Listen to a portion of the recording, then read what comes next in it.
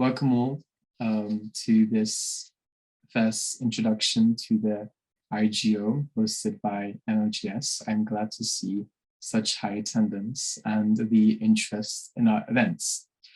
It is my pleasure to introduce one of the most inspiring individuals this side of Mary Curie.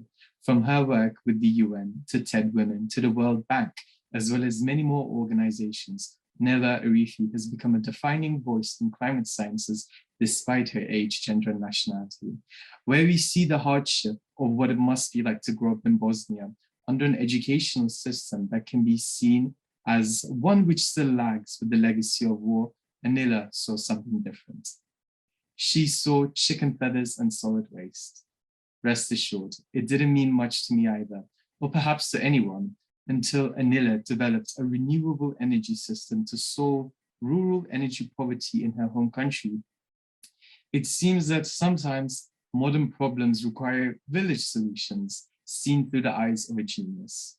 Having attended Dartmouth College for a bachelor's in environmental and international studies, she designed a new biomass conversion process which could be practically used to enhance the circular economy with biofuel and address one of the biggest problems of 21st century living, waste. At the moment, she is an EI per Ph.D. student at Stanford and one of the prestigious Knight-Hennessy scholars, researching, in her own words, the nexus between engineering, socioeconomics, policy, and environmental components of the energy system. Prior to beginning her studies at Stanford, she was an energy analyst for the World Bank in the West Balkans, continuing her efforts to improve the world one energy poverty solution at a time. During this period, she was also climate ambassador with the Climate Initiative, advocating for innovative solutions to the climate crisis. In order to raise awareness on her research matters, as well as what it means to rise past intersectional discrimination and beyond the possibilities assumed for her, she continues to inspire through her talks with TEDWomen and UNICEF's Activate Talks. So please, without further ado, join me in offering a warm NLGS welcome to our guest, who is here to share her experience and talk to us about the power of projects, all the way from sunny California, Anela Arifi. Thank you. Thank you very much for that wonderful introduction. And it's a really wonderful introduction. And thank you for inviting me to give this talk. I really feel like my experience with Science Olympiads and early science project development has shaped the person I am today and what I do today. So thanks. Of course, we are very, very glad that you could join us today. So whenever you'd like to begin. We can begin right now. Perfect. So, Anela, you are an alumna of numerous science Olympiads. Could you tell us what sparked your interest in competing in these Olympiads and what those Olympiads were? Of course. To answer that question, I will have to tell you my life story, or at least a portion of my life story which is related to science. So during middle school, which are grade 1 through 8 in Bosnia, my teachers noticed a talent in me for solving natural science and math problems. And so they encouraged me to enter these local, regional, and national competitions in chemistry, physics, math, and biology, and to compete.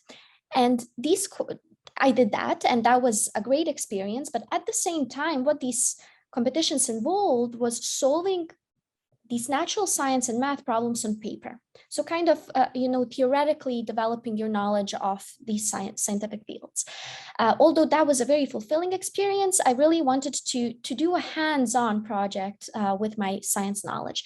So when it was time to enter high school, I entered a really good high school in Bosnia, which kind of pushed its students to the direction of science, and it introduced us to this National Science Olympiad, which not many of us were aware of, and which would allow me to, do something with my scientific knowledge, with my two hands, that could actually be a practical solution that could help somebody. So when I found out about this, I embraced this Science Olympiad with both of my hands and decided I would develop a project to compete with. And to your other question, what Olympiads I joined? Well, the first science Olympiad was BOSEPO, which was in Bosnia, which was a national Olympiad. And then that led me to bigger Olympiads, such as the Genius Olympiad in New York, IceWeb Olympiad in Texas, Explorers Nights Olympiad. And then finally, kind of as the crown of all of my science Olympiads experience and career, I joined the Google Science Fair, in which I was named one of the top scientists under 18 for that year. And I think that really opened a lot of doors for me. Wow, that's very experienced in terms of Olympiads. I'm sure that your story will go on to inspire a lot of our viewers today. So you talked about how you began your Olympiads when you were in high school. However, I imagine you did not have a lot of research experience at this stage. So as with many of our potential, those that are interested, how did you come about solving this sort of problem and developing your research skills? That's an excellent question. And, when I first started, I was very intimidated, as I'm sure many students in this school are, because as you mentioned, I didn't have much experience. I only solved problems on paper. But the first step in my case was to find a question that really, really excites me, that kind of creates butterflies in my stomach, and that I know if I pursue that question, I would be pursuing it with passion. The next step when I identified this question was to, get messy, to realize that science is all about getting messy, and to accept that even if I pursue the path of answering this question, I might not get to a final answer, and that's okay. That's what science is. So don't be afraid to get messy. But to give you a specific example of how I pursued one science project, I used to spend all my summers in my grandmother's village in Bosnia. And so right at the beginning of high school, I started noticing that my grandma and other people in the village had a lot of chicken feathers and chicken waste just lying around. Because all of them had chickens, they were raising chickens. So what they would do with these feathers, they would either, burn them on their landfill or even burn them on the farm, which both is not good because, as probably many of you know from your environmental science classes, that produces pollutants or even greenhouse gases, which we don't want in the atmosphere. So at the same time as I was noticing this waste problem, I was also noticing that my grandma and other people in her village didn't have enough energy to power their tractors and other farming activities because their village was just so far away from all the urban centers where they could easily get energy resources. And that's kind of been a question in my head sparked that would create butterflies in my stomach. And the question was, how can we use these chicken feathers and chicken waste to create an energy resource that could actually help farmers and my grandmother? And this question kind of seemed crazy. So the first thing I needed to do was I needed to go and do a little bit of a literature research to see whether the question is pursuable at all. And since I was very young, as middle and high school students are, I couldn't really understand scientific literature. So what I started was Googling. Have people done something like this? What types of energy resources have they made? And Google became my best friend. After that initial literature research, and after I tried to even read some scientific literature, I noticed that the question is pursuable and that I can actually start answering it. Even if I discovered that the question wasn't pursuable, that would still be great because I would be able to explore something else that is very exciting. So to kind of sum up my answer to this question, find something that really excites you, do a preliminary research on the internet or in the literature to see whether the question is pursuable, and then from there on, decide whether you should explore something else or continue pursuing what you posed the question on. Well, I personally think that's a very unorthodox approach to the scientific method, but one that worked for you nonetheless. So I was wondering, considering how great this project was with the chicken feathers turning into energy solutions, whether there were any other projects you had developed during high school, or to give us maybe an insight into what a successful project is defined by. Of course, I'll quickly share my screen to show you some of these reactors and to make them a little bit more approachable to you. Give me a second. Okay, amazing. So you've already heard the beginning story of this chicken feathers project, and this is just a picture of the 2-reactor system I created to make it more approachable to students. So basically what you have here in this reactor, we would have kind of the oil that we would extract from chicken waste, from which we would produce biodiesel. And here we would carbonize the chicken feathers, because we discovered that if you do that, chicken feathers are actually available to soak up hydrogen. And we know hydrogen is the fuel of the future, which is very hard to trap. So having something as inexpensive as waste chicken feathers to trap it was something exciting. But before this project, there was a project in which I basically developed a reactor in which you put landfill waste, organic landfill waste, carbonize it, and you get something called biochar, which can be used to be put on the soil as soil amendment, or which can be used to be burned for energy. But what I want you to notice is that this reactor right here, which I hope you can see, is the same reactor or very similar to this small one right here. So what I want you to notice is the growth. I learned from this prior project on how to create a reactor, and then I was able to apply a similar technology to my next project. I will also tell you that the very first project I made was a very simple solar water heating system, which was basically a black box that would trap solar energy and that would heat the water. So if you're a first-time participant in a scientific Olympiad, I wanted to tell you that you will grow. Your first project doesn't have to be perfect. I began from something very simple to creating this 2-reactor system that I think is really cool and neat. So as you develop as a scientist, be open to growth, and not everything has to be perfect from the very moment you begin. I'll stop sharing. Yeah, I think that's a great sentiment to hold towards science. So while you were talking about this first project, you mentioned how much you relied on Google and how that became kind of your go-to source. However, once you are conducting some sort of scientific research like this, how important do you think it is, in your opinion, to reach out to experts, and what role could mentors play? Yes, of course. So I think generally being a scientist is all about knowing how to collaborate and how to reach out. And, being now a doctoral student, that has become more apparent to me than ever before.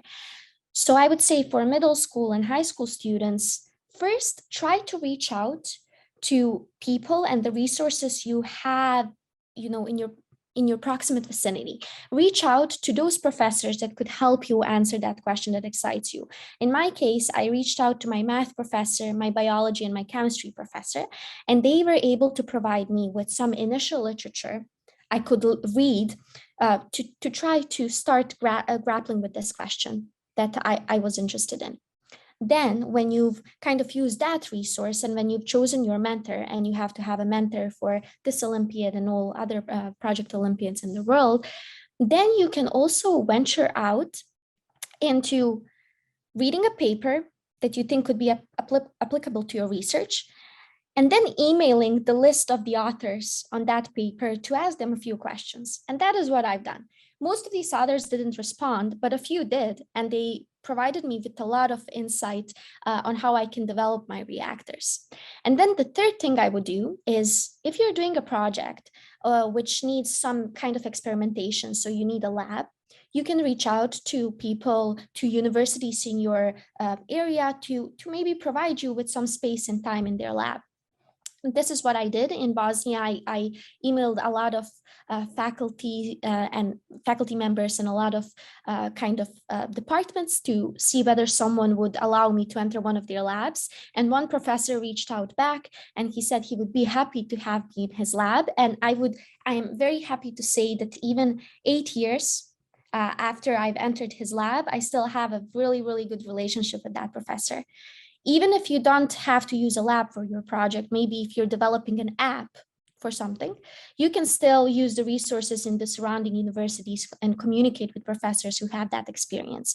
So try to explore that. Maybe you don't even need that for your project, but that's a great resource to consider. And another thing I would go back to, you asked me, Alperen, what is the secret of a successful project? And I am very willing to share my secrets with you. So I would just say the biggest secret when you're on that, in front of your project at the day of the competition, is to be enthusiastic. No one in this world knows what you're talking about better than you do at that very moment because you developed your project. So bring in excitement, bring in confidence, because the judging panel really loves to see that. I believe when I was competing, what they loved the most about our projects was how sure we were about what we were speaking about and how excited we were about it. So, choose a question that excites you so you will be able to present it in an exciting manner. And then another secret of success in science generally, not just in science Olympiads, is being really organized. Organize when you will do your literature research, when you will do your experiments, when you will do your writing of your research papers. So try to be very organized, and also be open to the fact that there are a lot of surprises in science. To just give you an example, thinking about Alexander Fleming, who discovered penicillin accidentally.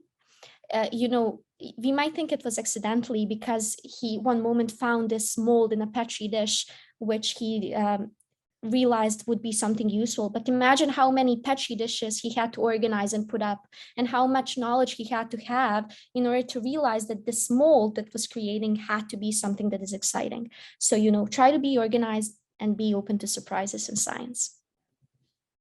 Well, you heard it here first, folks. This feels too good to be true with all of the tips coming from you, Anela. Right towards the end of your kind of tips and tricks, you mentioned how organized most Olympiads were in terms of their stages. And while I appreciate how much you've talked about the experimentation stage and all of the kind of reaching out you need to do in terms of that, I was wondering, how difficult is the process of writing a research paper, which you kind of touched on right at the end? How did you find the process of writing was? How could it be better? What did you learn from it? And, for Olympiads such as IGO by NLGS, where this is required, how should participants go about it? Yeah, I would say that at the beginning, it was intimidating to start writing a research paper because I, again, didn't have that experience. But as you kind of, get in the groove of doing it, it becomes really exciting. And I've actually prepared a few slides in which I want to guide you through all the steps and all the elements you should have in your research paper. So I will quickly again share my screen. And I will try to go through these elements quickly, but at the end, if people have more questions, more detailed questions about this, I would be very happy to answer them. So here on this list, you can see the elements that you will need to have in your research paper for IGO or other Olympiads. And I will try to guide you through all of these. So the first thing you need to have in your research paper is a cover page. Since we are high school students, why not make a cover page something exciting? Here is an example of a cover page I've done for one of the science Olympiads with my friends. And as you can see, we have the name of the project, we have our names, our mentor's name, and we have a picture with a feather which is burning, which tries to represent what the judging panel will actually be able to see in the research paper. So I would say, since we are very young, we can make it very fun. It doesn't have to be boring. So try to make your cover page exciting to draw in the audience to want to read your research paper. Then the next element of a research paper is the abstract. So the abstract is basically a paragraph or a few paragraphs which represent a concise summary of your whole research. It's usually half to a page long, more often half a page than a page. So I would say think about that. And it basically answers the questions of, well, what is your research purpose? Why you're doing what you're doing? What is the relevance? Are you trying to fill a gap that other people haven't addressed? Are you trying to make something that could help people? Then you quickly say, what is your procedure for performing this research? Have you used a specific programming language, or have you gone to the lab to do specific experiments? And then finally, you report on what are the main outcomes, the main conclusions of the long research you've been working on. The next element is the introduction. This is really the place where you can talk about everything you've learned during that initial literature research that I was mentioning, during which you try to figure out whether your research question was worth pursuing. So in this segment, you report on what did other people do? What approaches did they use? Is there a gap that you can fill with your research? What is your hypothesis? What do you predict will happen if you do your experiments, if you make your app? And as we are, again, high school students, in the introduction, we can also talk about what inspired that specific research, what influenced your focus on that specific research question. The next element in a research paper is the materials and methods section. And I would say here you really need to be very specific about what you did. So here you report all the procedures you had in collecting your data or in developing that code. Then you report on all the materials you used, and you report on the exact amounts and the exact procedures you handled those materials with. You then explain the steps in your experimental procedure. And what I would say the most important question you need to ask yourself at the end of this segment is, could somebody repeat what I did based on what I have written here? So if you have reported on the exact amounts of materials you used and the procedures you collected your data with, then it is very likely that your experiment will be repeatable by other people. So this is super important. The next section is the results section. And this is the section where I would say I like to brag with what I actually achieved with my experiments. So this is a section where you show all your measurements and all your observations, all your results. But then you show those results in a way that will draw the audience in. You use graphs, tables, and charts. And I'm sure that in all of your schools, there are professors who can help you create, very legible and very nice looking graphs, charts, and tables. So use these graphic tools to show how interesting your findings are. The next section is the discussion section. And in this section, you really explain your findings. You try to explain why did you get the results you have gotten through that specific experiment. Then what you do is you try to compare your results to those in the literature. Are my results similar to what other people have reported? If they are, that's great. That means, my experimental procedure is really good. If they are not, maybe you've found a better procedure that results in much more precise results. So that's also something very important to report on. The next segment, which is kind of similar to the abstract in the way that I always write my conclusion and my abstract at the end, because they are the result of the materials and methods and the introduction and everything that was in between. Conclusion is basically a paragraph or a few paragraphs that is, again, 1 page or less, in which you try to concisely summarize your main research findings. Then also, very importantly, you mention what else could be done that you just didn't have enough time to do in those few months or in a year or a few years, and that you could be doing after the Science Olympiad. The judging panel really, really likes to hear, how would you proceed with this research? They want to know that you didn't just develop this for the purpose of winning a gold or silver or bronze medal. They want to know that you're really excited about your research. And then you can also talk about what are the practical applications of your research. Can it help someone? Can it help my grandma in her village? Or can it help a company? So report what is the significance of your research. One more section you need to have is the acknowledgement section, in which basically you try to acknowledge all the help you had. Although you had to develop your research on your own, there are people who are going to provide advice, who are going to provide labs, who are going to provide their computers.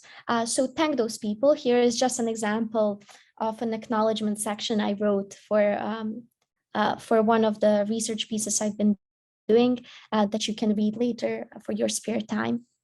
And you can, of course, add or subtract things from this. And then finally, as the final section of the research paper, you have the reference and bibliography section, which is basically a list of all the studies you've cited in your research paper.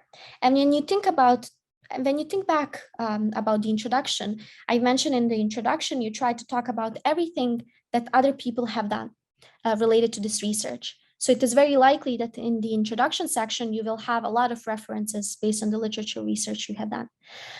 This is just an example of how to cite a book, but I would recommend, going online or even reaching out to your professors in your middle schools or high schools to ask them how to cite articles, how to cite websites, or other forms of resources that you're using. So with this, I would like to, close my kind of introduction to how to write a research paper. And at the end of this presentation or this talk, I would be very happy to answer more specific questions. And I will also share my email with you if some people are interested in that. Thank you very much, Anela. I think that was an incredible kind of guide to all aspects of a research project, very thorough and thought out.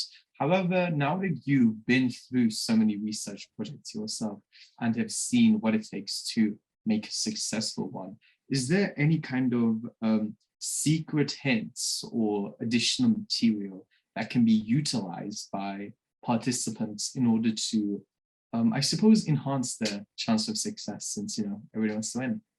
Yeah, you really want me to discover all my secrets, but I'm very happy to. I'm really excited that young people are interested in research, and I will always be here to support that.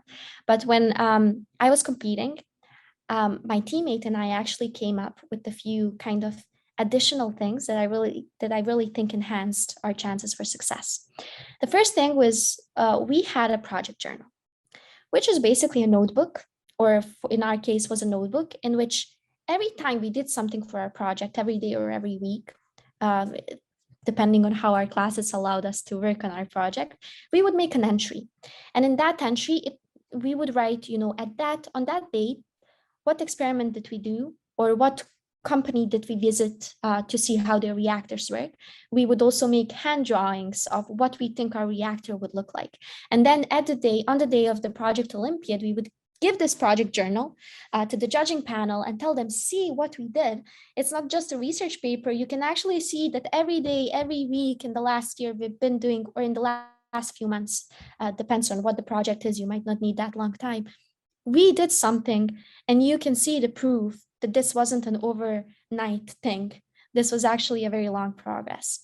So project journal is one thing. Another thing is you can make a video of how your reactor works. So for example, our reactor involved smoke and involved fire. So we couldn't really, fire up the machine on the judging day in a closed building. So what we did was we had kind of the structure, what the structure looked like on the site, but we had a video to show the judging panel on how the reactor actually works, which we filmed somewhere outside. So I would say that really enhanced things. You can also make 3D models, videos of your reactor or of whatever you're working on to show how it could work. And just to tell you a little anecdote, on how these additional or even the primary things you need for a scientific Olympiad might not work and how you should deal with it. One year I was competing in a science Olympiad. I think I was a second grade of high school or 11th grade. And what happened was the night before the competition, our posters were supposed to be printed out by our school. But what happened, and I really didn't like the fact that it was so tight to the competition, but it was how it operated that year. And so what happened was that the file that they printed out was an older file of our poster, which didn't contain any exciting pictures and graphs that I've put on there to really try to prove my point to the judging panel. And so when I saw basically the day before the competition, I saw that my poster only had text and kind of the background image for everything. And I thought my scientific life would end at that point. But instead of panicking that night, I decided to go into my room and I created a PowerPoint presentation with all the pictures I would like to show to the judging panel that would have been on the poster and that haven't been there. And then on that day of the judging session, what I did was I really amped up my enthusiasm and my excitement so that the judging panel would be so amazed by how well I'm presenting on my research that they wouldn't even notice that I didn't have these pictures on my poster. So I did that, and I showed them the PowerPoint presentation with the pictures, and we won that year. So I would say in science, and especially in science, out of all fields in the world, things don't always go the way you intend them to go, beginning from the asking the question, the experimentation stage, even to creating your poster. So when things don't go the way they do, just, be confident, and try to find other ways that you can make up for the fact that the things didn't go the way they were supposed to. And just, I want to also share with the participants, this wasn't your question, but I think it's important when you think about creating a poster for your for the day of the competing, don't put too much text. Don't make the text too little, because you want the people, if they're really interested, to be able to read the text. And then when it comes to graphics, and I pray to God you have these graphics and don't miss them as I did, make your put only the graphics that are really, really relevant to what you're presenting. So don't put something that you will not be presenting on, because when you have that poster behind you, you want to be able to state a sentence and then point to the result, to that specific graph that you had. And then what you will see is that the judging panel, as you point to that specific thing, they weren't making attention or paying attention to that poster before. But now when you show that specific graph, they kind of lean in and they try to understand what you're talking about. So put the things that are most relevant for the research. Well, I'd just like to say congratulations in retrospect to you and your teammate for your victory. I think it was well deserved. So right towards the end of that answer, you talked about the Science Olympiad, which you partook in. And I believe that that was one which led to your research that you carried on through your other Olympiads and eventually into university. But what I wanted to know was, how did the Olympiad itself affect your educational and career choices? How did it influence you moving forward beyond the Olympiad, such as the participants here would like to know, beyond IGO by NLGS? Yeah, of course. I would say that the competition in these Olympiads made it really clear to me who I want to be and what I want to do. So, I started, my first project was on a solar heating system. And then my second project was on biomass energy. And as I had both of those experiences, I realized I'm really interested more in biomass energy. And I want to understand how we can use biomass energy to eliminate energy poverty, where people can't maybe access fossil fuels, but they have a lot of access to biomass and to waste materials. And it also made it very clear to me that I want to work in the energy sector.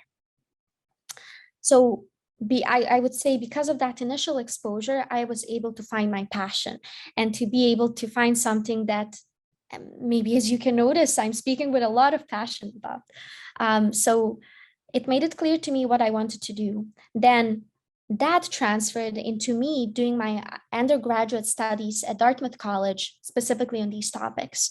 So as you mentioned, I did my undergrad in environmental studies. I did it in international development because I really wanted to understand how I can make science approachable to politicians who might not have a lot of scientific knowledge and are not versed in it, and their decisions can have a lot of consequences for the world. And then I also did 4 years of research on developing biofuels from plants we cannot eat. So, this initial exposure to Science Olympiads made it clear to me what I want to do in college as my undergrad degree. Then even beyond that, I realized during undergrad that I have to have more knowledge on these things if I wanted to help someone in the future. So I entered into my doctoral degree here at Stanford University. And my doctoral degree is an interdisciplinary program which tries to solve environmental problems. So I'm trying to solve energy problems, but also address people's needs, make sure that they are not people who are disadvantaged by a specific energy system. So, Science Olympiads made it really, really clear to me what my career path should be. And another thing I also would like to mention, and I've noticed on one of the schools, London schools web pages, these are very interdisciplinary schools. There are students who play instruments, there are students who do science. And in Bosnia, I also, played the flute. And what I would say is that for one of those projects, one of those reactors that you could have seen, there is an element in that reactor which is inspired by the construction of my flute. Which is basically like a pipe that conserves kind of the airflow really, really well. So what I would say, because in your schools, you probably have a lot of exposure to doing science and art, science and music, different things, there are always ways that you can combine those things. And I would say the fact that I combined my interests during high school led me to doing my undergrad and my PhD in the fields I'm doing today. Well, to begin with, I'd like to say that the practicality of the research and how you have continued to develop it in undergrad is certainly one of those aspects of soft skills we're looking for in the IGO. We believe that whether a project is scientific in nature or if it's based in humanities, it should always have a practical purpose. So in terms of how you made the research that you took practical with the kind of interdisciplinary degree you're doing now, what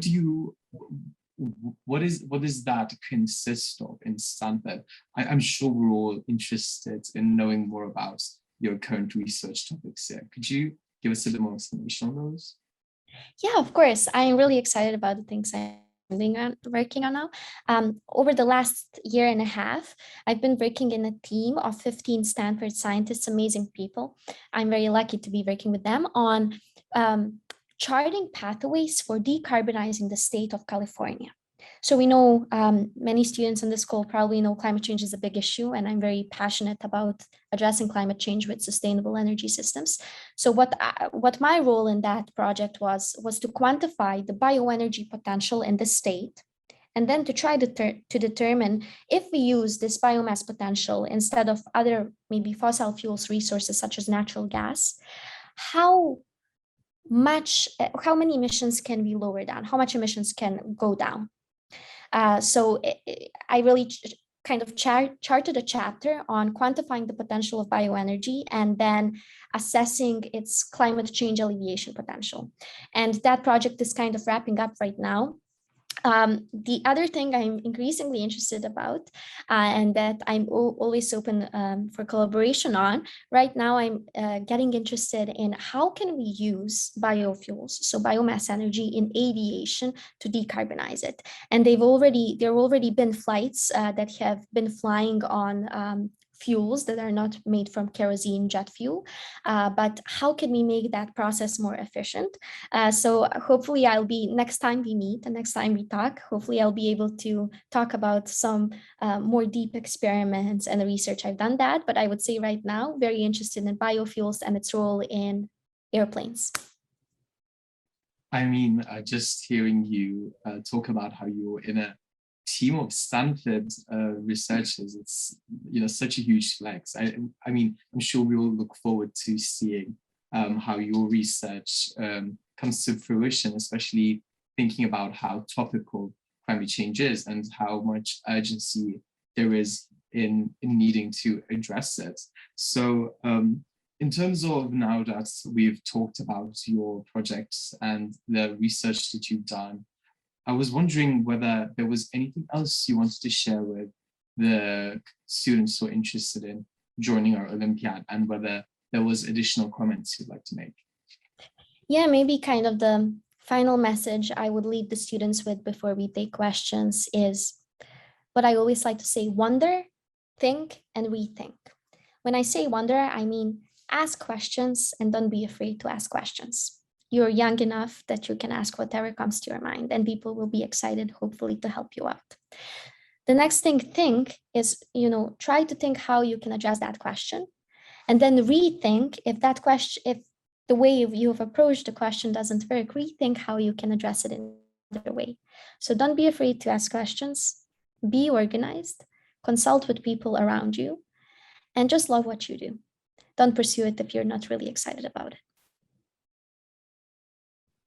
Thank you very much for that. I think that the comments that you've made are all relevant and topical. And to those of us here who are interested in taking part in IGO by NLGS, I would certainly say priceless, coming from you in terms of having this kind of second opinion. If you'd so please, we have some questions in the chat and some that I was submitted to in person. Would you like to proceed? Yes, you can also read them to me. And perfect. So then Juma Umar asks, well, he wants to know about your discipline, which I'm sure must have been very strong in order to get through all the research projects that you did. Yeah, so and I really like that question, because I can see you're thinking about, maybe what category you can apply for in an Olympiad. And I know IGO has a lot of exciting categories you can apply for. But what I would say, my discipline when I was competing was the energy category. And then within the energy category, my discipline was bioenergy, biomass energy. And I've seen on the IGO website, you have those specificities that you can categorize yourself on. And I would still say those are my disciplines in the research now, energy and bioenergy. But I had a lot of friends whose disciplines were, IT, software engineering, and then their subdiscipline was developing an operating system in a company, in a business. So there are a lot of ways, and I would suggest if you're interested in IGO, you go on their website. They have a really, really good list of resources on the categories and the subcategories you could be focusing on. And you can also always expand on those. I'm sure they are not restrictive. No, absolutely. I believe the last time I checked, there were 6 different categories which any student here could apply for. And in terms of how open they are, any project which is relevant and innovative and practical deserves attention, we believe. So, Anela, we had another question in terms of your time in Stanford and Dartmouth. One of our students was wondering whether it was difficult for you in male-dominated spaces, being foreign to the language and maybe to the sort of Western scientific community, whether it was difficult for you to have your voice heard and how you managed to rise above so many challenges presented to you. Yeah, I would say now where I am here at Stanford University, I have all the resources I can have to do science. Going everything from research grants to science equipment to having human capital, having a lot of advisors who can help me with my research. But for me to come to this point where I have these resources, as you mentioned, it wasn't easy at all. I remember when I was just starting in Bosnia, no one really wanted to, or not no one, not many people wanted to listen to a 15 or 14-year-old girl talk about science. Everybody thought, I didn't know what I was talking about. At the same time, I come from, the area where women in science are not very represented. So there was, that segment too, when people didn't really want to listen to me. But I was just persistent because I know what I was doing was making me excited. And I decided to persist. I would say that many times my friend and I, my teammate, didn't have financial support to go to these international Olympiads. So we had to maneuver, and our parents had to maneuver to help us do that. And there were a lot of, nights when I was really, really sad about those things. But at the end, all those struggles paid off, because now I can do what I'm really interested in a place where people really appreciate that. So don't give up when the first thing doesn't work out. Well, I believe that's a very inspirational message. I suppose that in some sense, it's important to give voice to those in communities and countries where, science doesn't really reach the mainstream as much. Another question submitted to us from our schoolmates was whether you believe that the future within the climate change fight is going to be one of finding scientific solutions or having them implemented politically? That is an excellent question. Climate change is one of the biggest, and because I work in it, for me, the biggest problem our society will face in the future. And it will definitely unequally affect people. So those people who are actually emitting these emissions and creating and contributing to climate change, they will be probably suffering less damages than those people who are not, just because here in the Western world, in Europe, or in the United States, we have a lot more resources to adapt to climate change, whereas people in other parts of the world don't really, who have lower GDP or lower other resources.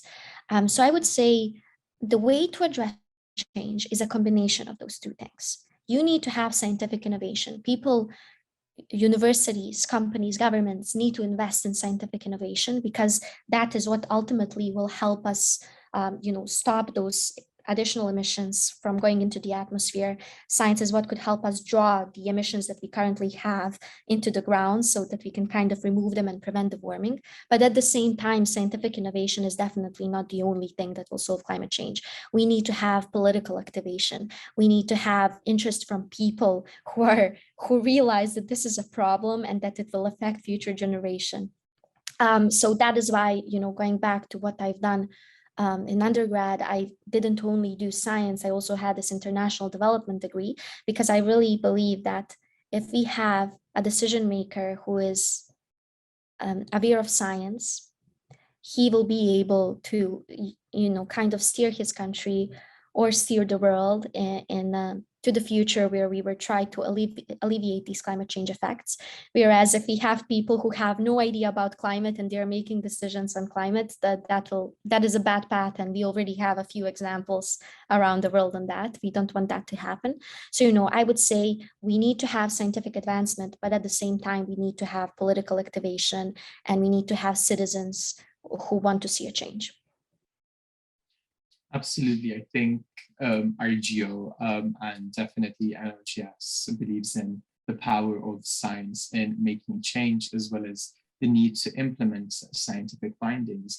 In this aspect, you talked about how investment by universities and institutions are necessary in order to create this kind of mass body of science on climate change. In your opinion, what is the role that could be played by these kind of science Olympiads, such as IGO, into contributing towards moving forward in order to heal our planet? I think these Olympiads and initiatives or organizations that do a similar thing are the most important thing. We need to start educating our students, middle and high school students, if we want to have a population later when they grow up of scientists, a population of citizens who work in business, but who know that they have an impact in climate. If we want to have people who are interested in living in a healthy world that is not wrecked by sea level rise or warming or cooling, depending on where you are.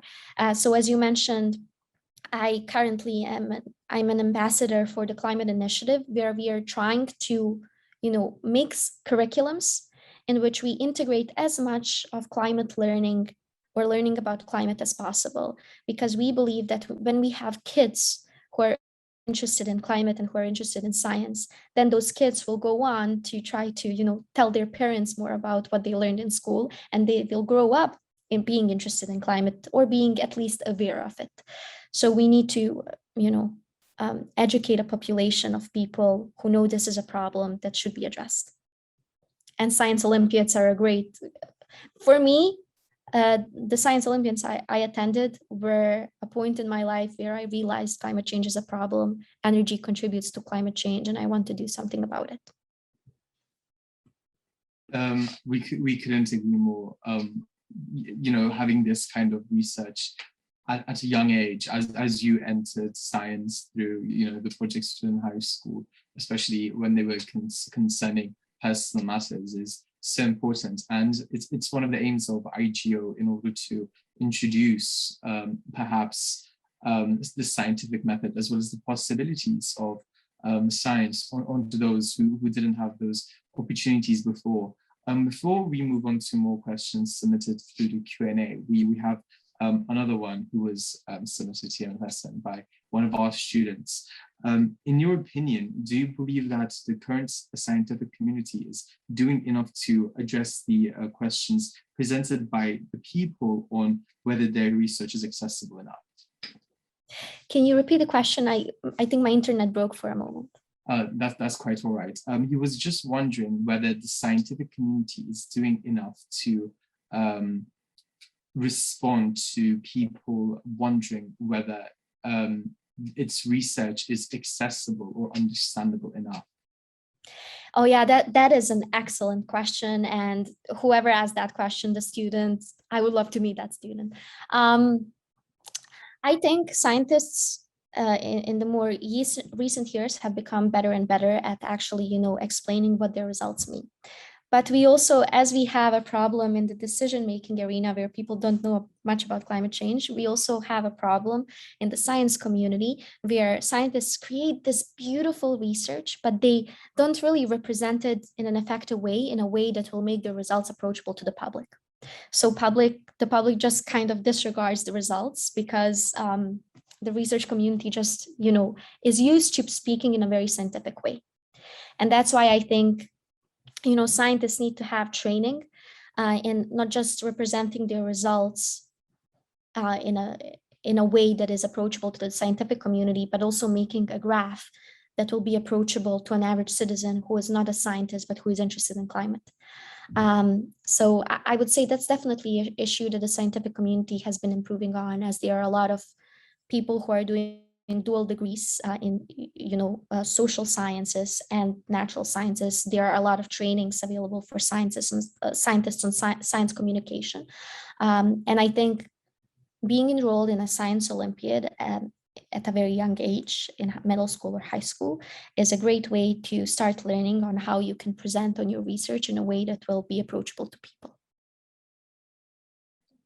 Thank you, Anela. I think, considering how much work there is to be done, it always helps to get younger people into it.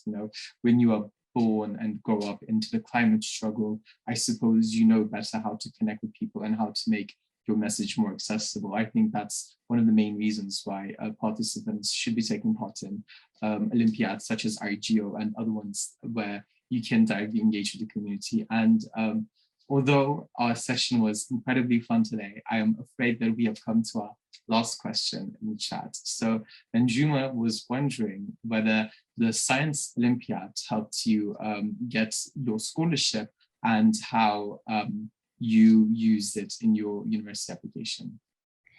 Definitely, 100%. Because I had, these awards, many awards that I could put on my CV, that I could put in my university applications.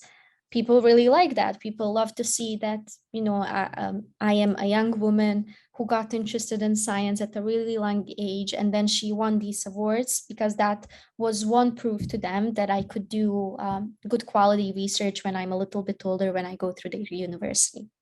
So I would say, thinking about going from high school to undergraduate, in addition to all the other things I've done, Science Olympiads have been a big reason why the universities in the United States or wherever you are applying would be very happy to have you. Then going from undergrad, I kind of skipped my master's. I am currently at a doctoral stage. The fact that I was able to use my Science Olympiad knowledge to develop good research during undergrad with an advisor in college, that also contributed to me getting into the doctoral degrees I wanted to get into.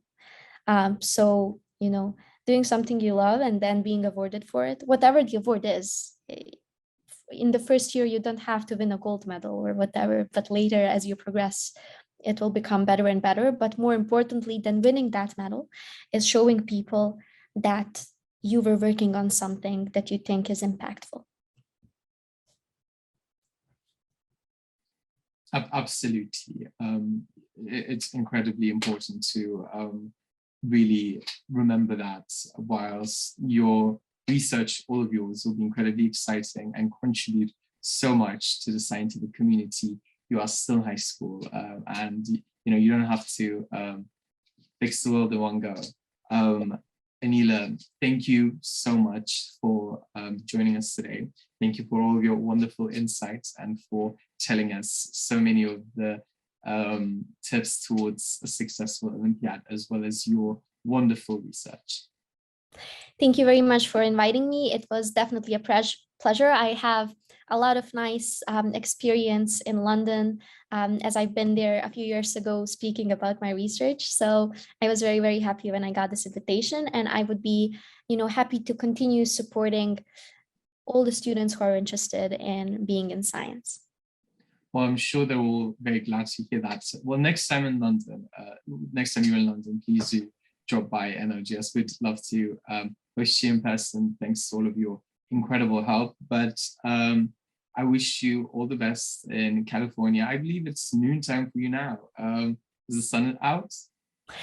Actually, unusually, there are a lot of clouds today. It's usually sunny. Enjoy your break from the clouds. We don't get much of that around here. Thank you so much. It was a pleasure, and thank you for all your excellent questions. Have a good day.